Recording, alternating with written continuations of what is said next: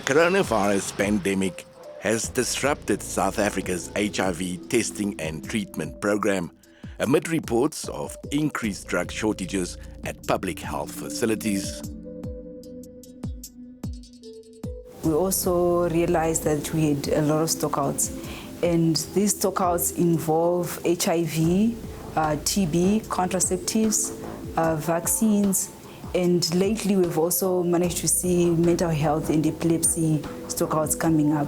When HIV positive patients default on their treatment, the viral load in their body flares up, making them vulnerable to respiratory diseases like TB and now Covid-19. Opportunistic diseases are the main causes of death. I went to the clinic and they told me that they do not have medication since October last year. They told us that we must buy the medication.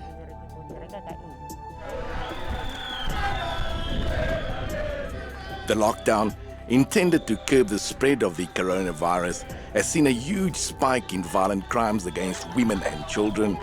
GBV activists argue that sex crimes like rape have added to the high HIV statistics in communities. GBV, in terms of sexual violence, just puts our young women in risk of HIV to start with.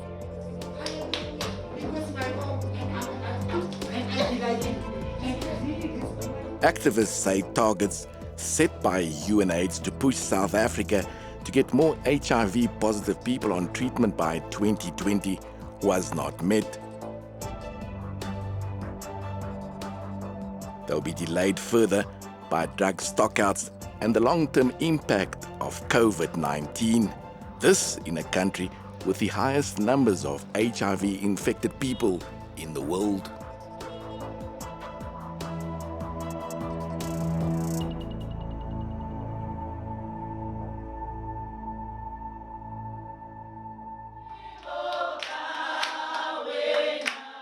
In Rustenburg, the 16 days of activism of no violence against women and children kicked off amid a second wave of coronavirus infections.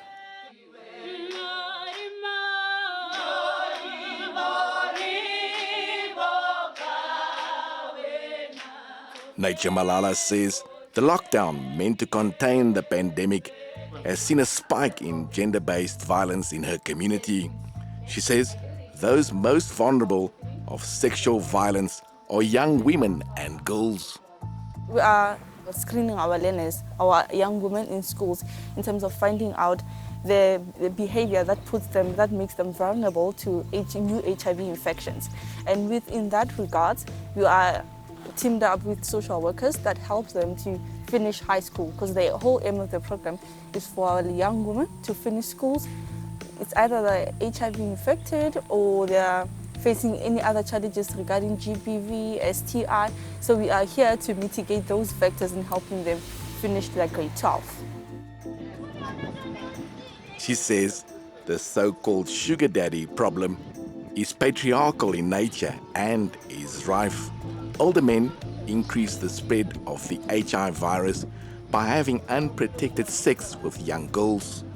She says it often occurs at the behest of some families in poor communities. We are finding that a lot of women are sexual violence. It's more prevalent than any other. So our young women are being sexually violated. And the sad part is it comes from their guardians, our parents who are sitting with the girls. They are now pimping our young girls to people who are working in the mines. Remember, they migrate from different areas, provinces, and they come here. So they pimp them out to the men that are working in the mines so that they'll be able to get money out of it. According to government statistics, in South Africa, large numbers of teenage girls and young women contract HIV every day. Adolescent girl and young woman population, that's between ages 15 and 24, we have about 1,300 new HIV infections every week. But that 1,300 is very high. So we need to prevent those infections in these young people, which means we have to work as well with men who are having sexual relations with these young adolescent girls and young women and infecting them. Activists say the hard lockdown enforced to prevent the coronavirus from spreading has disrupted the government's HIV treatment project. Drug shortages have seen some patients defaulting on their treatment and others having abandoned the program. When the state of emergency was called, people living with HIV became scared because they were key to contract COVID as key population. We saw many people not going to facilities, getting access to their medicines because of fear of contracting COVID. We saw many people lost to follow-up. We saw many numbers going up, and it was a huge challenge for the people living with HIV sector to go back to communities and educate them and make sure that we get these guys who have been not on treatment for the past 6 months. The treatment for HIV is complex. Patients have to be tested regularly. They need to receive the proper combination of ARVs, which must be taken daily. When they default on the treatment, the drugs no longer work. It's not very forgiving. If you miss a few tablets, you get resistance, and then you need line 2.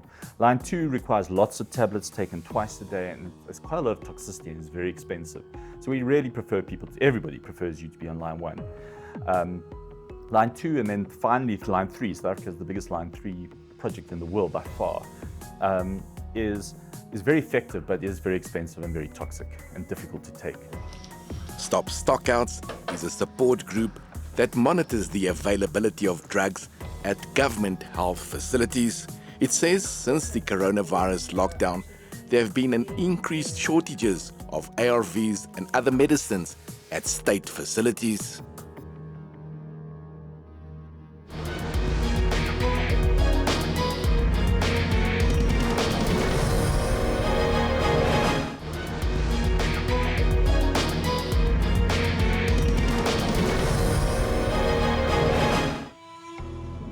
"37-year-old Karabu, not a real name, has since the lockdown struggled to access antiretroviral treatment.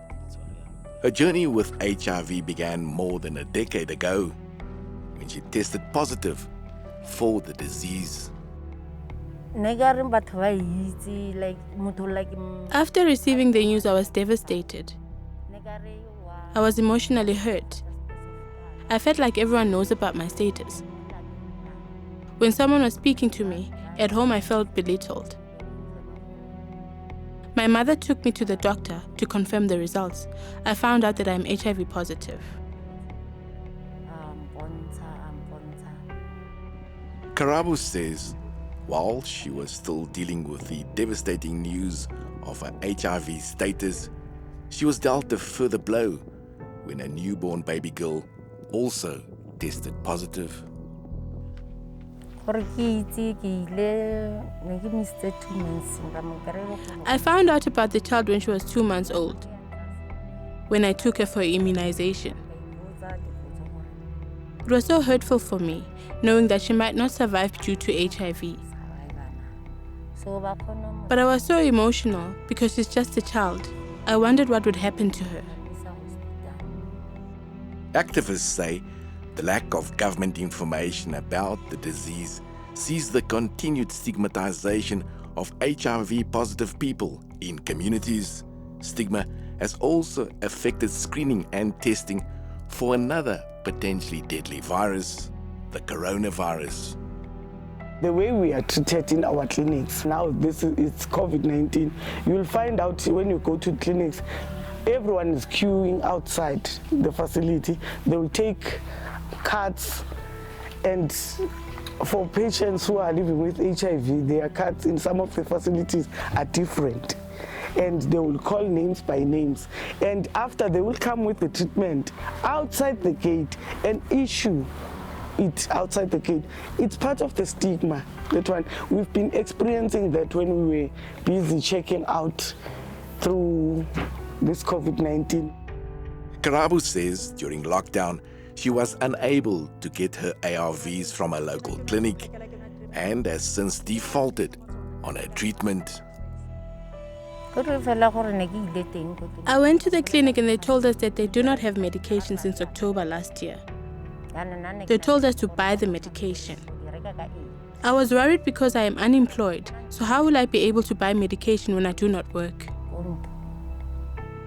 AIDS activists say with a highly new infectious variant of COVID-19 surfacing, HIV-positive patients have become increasingly vulnerable to COVID-19, with some dying from the respiratory syndrome.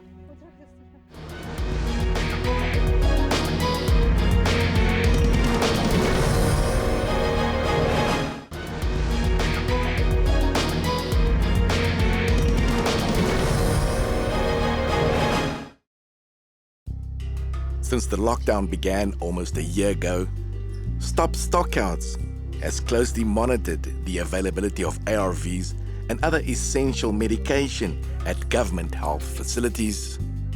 Looking at our data for Stop Stockouts, and we were looking comparison within the previous year, 2019, and we have found out from April until October, our data is actually doubled, and showing that there has been an increase in the number of stockouts that we managed to get. We also had a pilot survey that we did in May. We also realized that we had a lot of stockouts. And these stockouts involve HIV, TB, contraceptives, vaccines, and lately we've also managed to see mental health and epilepsy stockouts coming up. With the outbreak of the coronavirus, they've added PPE to a list that has been severely affected by fraud and tender corruption. Out of the 229 facilities that we interviewed for the PPEs, at least each one of the facilities did not have at least one of the PPE type, and that included masks, gloves, sanitizers, and face shields and the other PPEs. And mostly Eastern Cape was one of the most affected areas.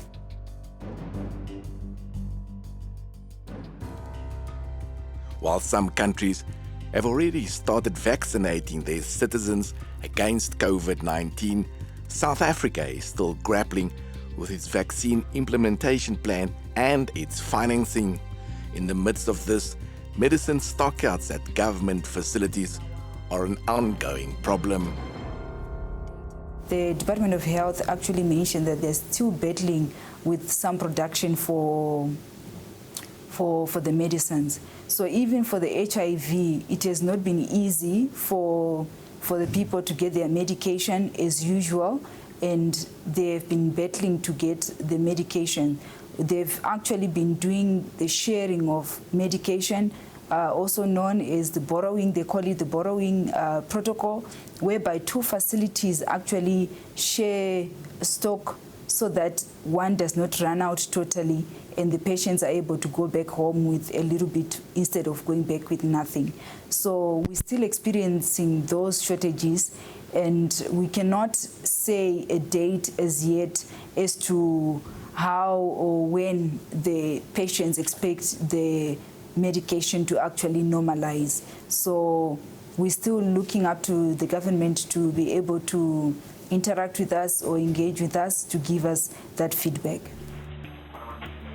In the Northwest Province, we sent our investigator with a hidden camera to a local clinic to establish the extent of the stockouts.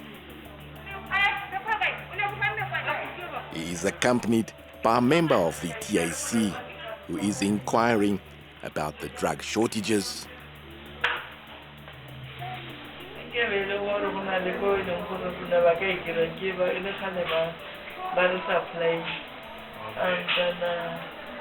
Can I mean it's really out of stock of I see but I see anything I guess out of stock with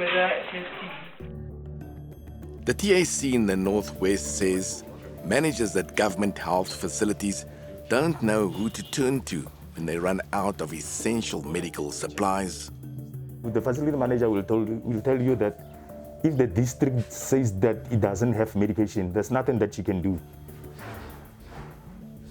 Even if when the pharmacists will always complain that maybe they should get medication from another facility so that when they get their supply, they will provide those facilities with that medication. But it's highly impossible because all facilities are affected by these shortages of medication. The Department of Health acknowledges that there has been a systematic increase in medicine stockouts, and COVID-19 due to lockdown has caused significant disruptions in the supply chain. The provinces worst affected are the Northwest and Limpopo. Government says it's implementing data analytics projects to circumvent shortages and improve stock availability. On World AIDS Day, the Gauteng Premier painted a bleak picture of how the HIV and COVID-19 had ravaged the province. We are deeply worried that Johannesburg and Ekurhuleni are showing new increases on HIV and AIDS. I said this on World AIDS Day yesterday. So we mustn't just look at COVID-19. Increases in HIV and AIDS are of great concern to us. And our response, so we are responding to multiple pandemics, basically. In an interview with Special Assignment in 2019, the Health Department admitted there were serious lapses in the government supply chain management systems, which to date has not been resolved. We can't afford to have any disruptions in the entire supply chain. And that's why it's very important for, at facility level, the facility staff and the manager to ensure that they do their quantifications properly, which means they must know how many patients they've got, how many patients will come in today for their medication, how many will come in this week, how many this month, so that they can project how much they should order from the depot. The depot must do exactly the same thing. In the whole country, we've got about 4,000 clinics. So we've got to know every day how many of every drug that we need in clinics, how many drugs are going to be issued, how many are in the facility, how many are in the depot, and what the suppliers have. So it's a massive supply chain that needs to be actively managed. At clinics, healthcare workers have their work cut out for them, not knowing what to tell patients when they run out of medicines.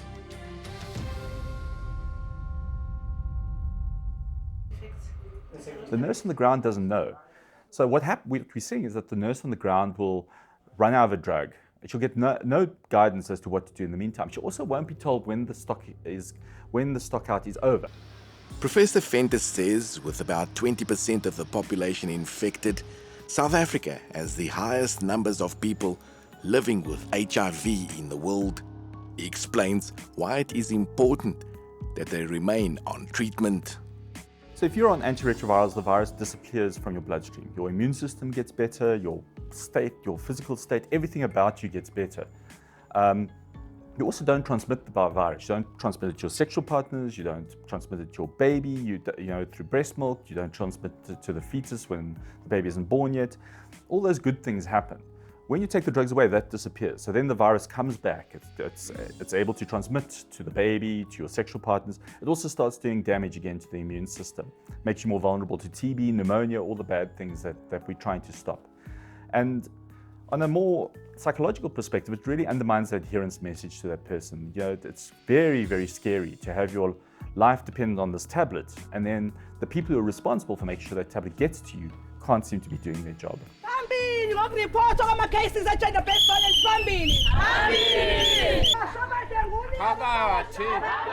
Meanwhile, with large daily numbers of new COVID-19 infections and the resultant increase in deaths, the country is back on a level 3 lockdown.